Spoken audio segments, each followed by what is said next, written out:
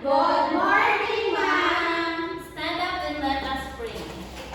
In the name of the Father, the Son, and the Holy Spirit. Amen. Angel of God, my guardian dear, who of God's love keeps me near. Every day be at my side, the light and guide, the rule and guide. Amen. In the name of the Father, the Son, and the Holy Spirit. Amen.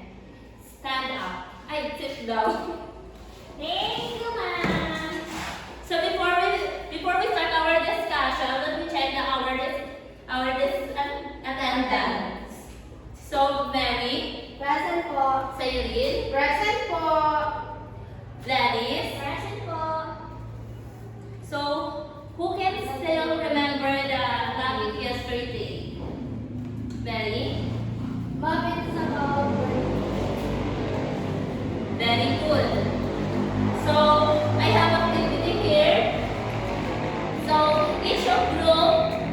each group, wait lang. Each group in grade 1, pupils will be, wait lang muna. So I have activity here and I will group into 2. They will be, so I have a puzzle here that we need to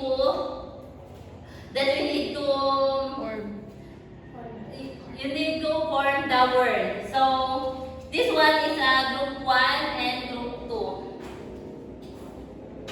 So I have a jumbo letter here.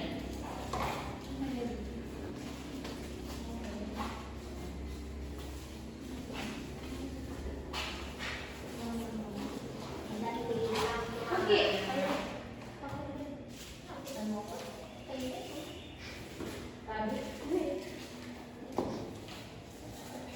Are you done? Not yet, ma'am. So please post your answer here in the board.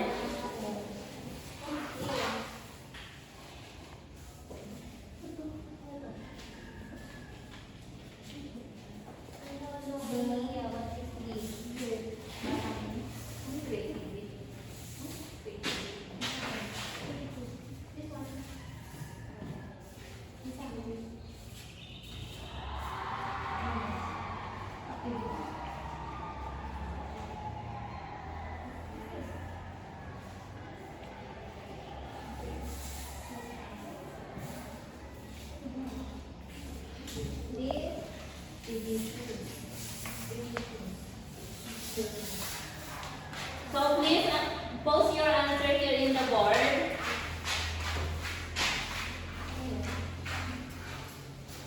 Are you done, class? No, ma'am. Here in the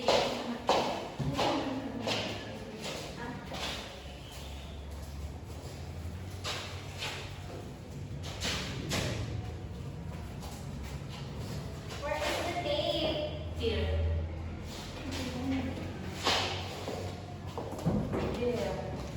Is that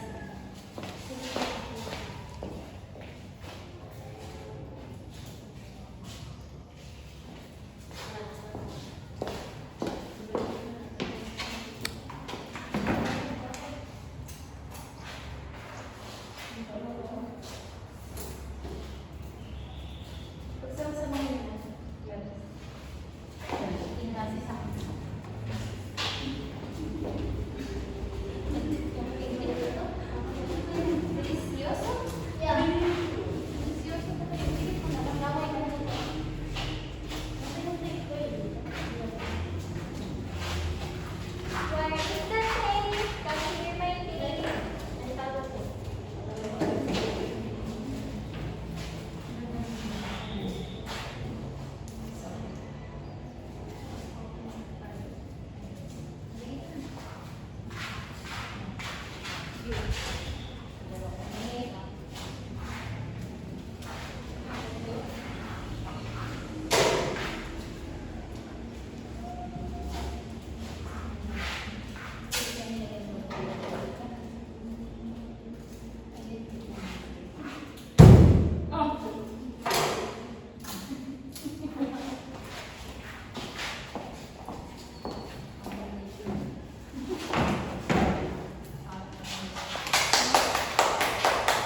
So class, now please read the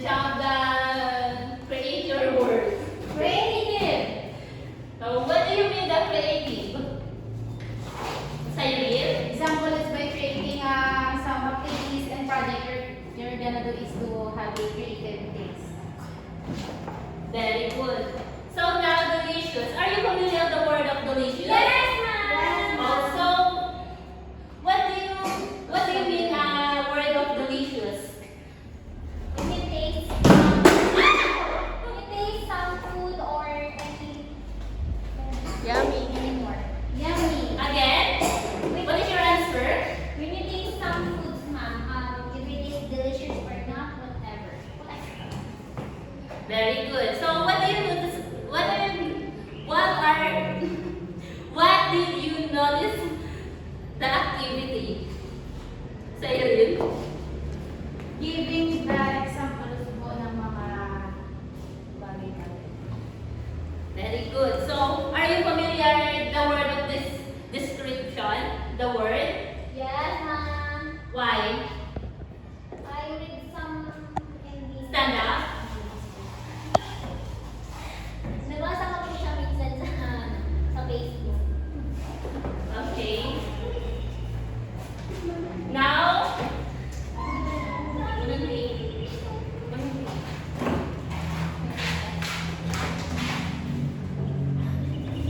Yan, kahit pinigit mo na lang.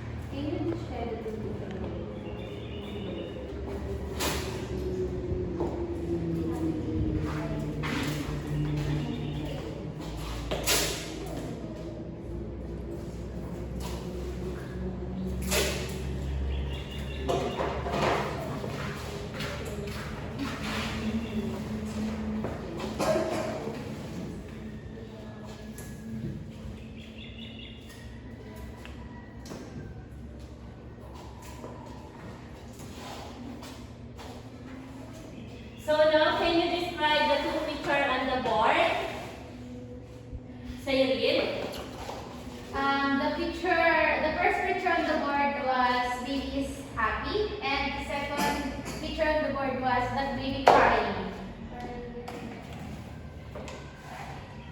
Very good. The word you give to describe one thing, the two pictures is called adjective. So what did you call this the picture? Crying baby. Adjective. Adjective, ma'am. Very good.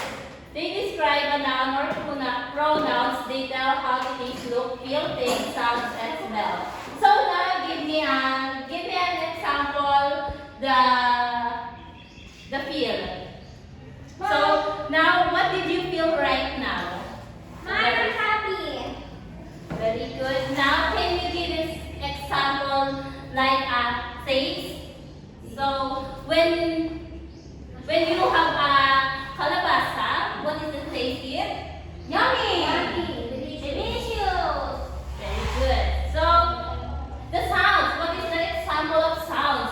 When you listen the song, what did you feel when you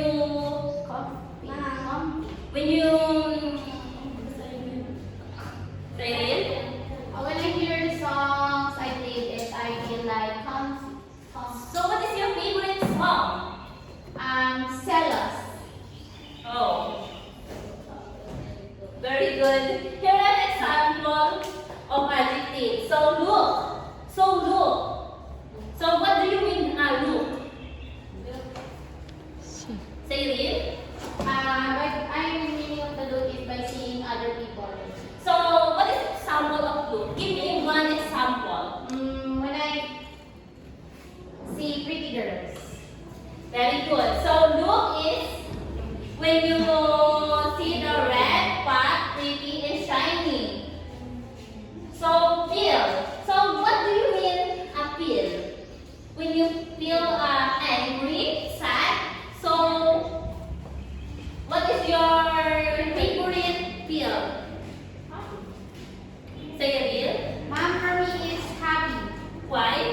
because I want to be happy every Very good. So, feel is hot, soft, smooth, and cold. So, the feel is when you. So, taste. So, what do you mean a taste? Cyril? By tasting some Foods.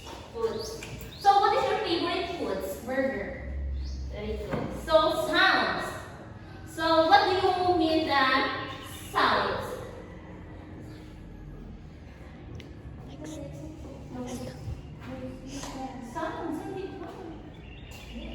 Sounds is a noise so loud and quiet. So, what is your favorite sound in your ears? The noise is so loud and quiet. Quiet. Silent. Mom, for me, is that my favorite sound is quiet. Why? Well, while I'm working my works, I want to be quiet. Okay, smell. So, smell is odors, sweet, fresh, and lunch.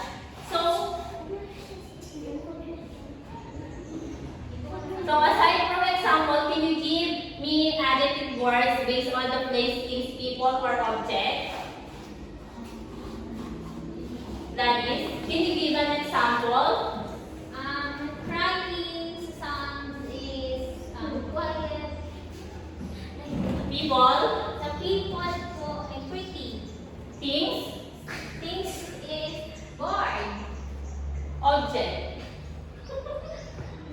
Stand up. This be formal. Chair. Okay. Here are another example of adjective that will describe the place, people, object, and things. So I have an example here that we know the familiar of. So this one is a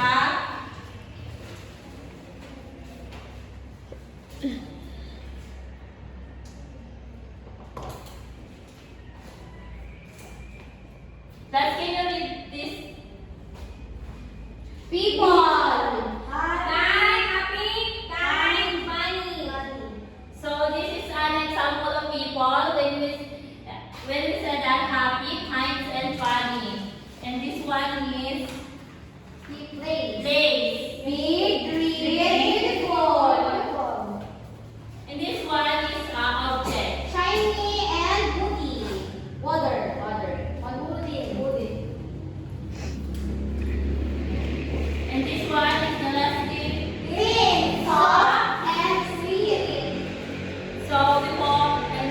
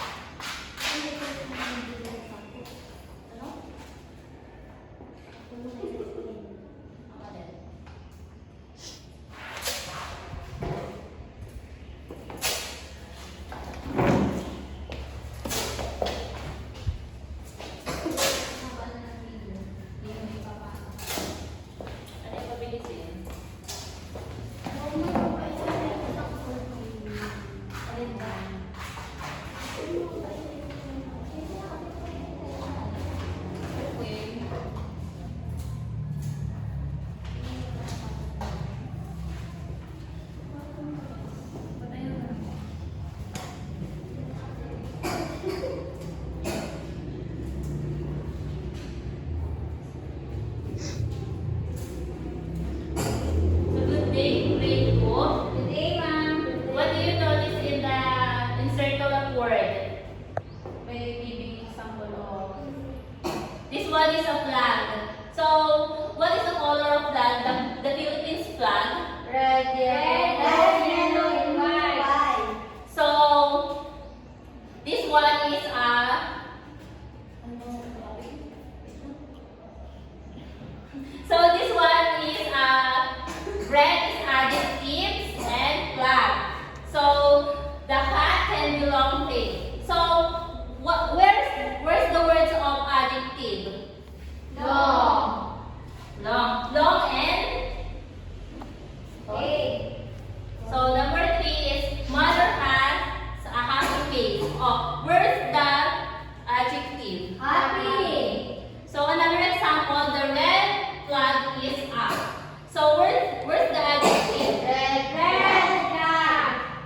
drill is write your answer.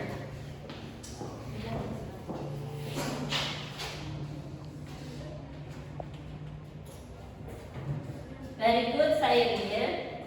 So number two, please read.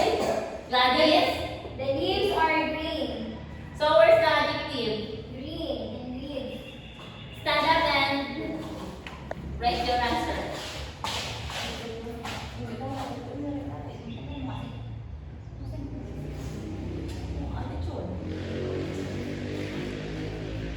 Number three, I am sad. So where's the adjective? Sad. Sad. So look at the adjectives. They come after the be words is, and adjective will come before a noun that you describe, or the after are the verb. I am is are. The June and John are intelligence. So where's the adjectives and be words? Intelligent. Intelligence and June and John. So she is a pretty girl. So where's the adjective and be word?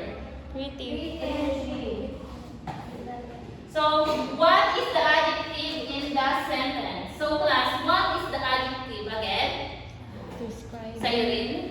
Describe a noun or a pronoun that tell things, places, and objects. So give an example of the adjective in word. Cyril? The red flag is up. Okay, thank you. Please.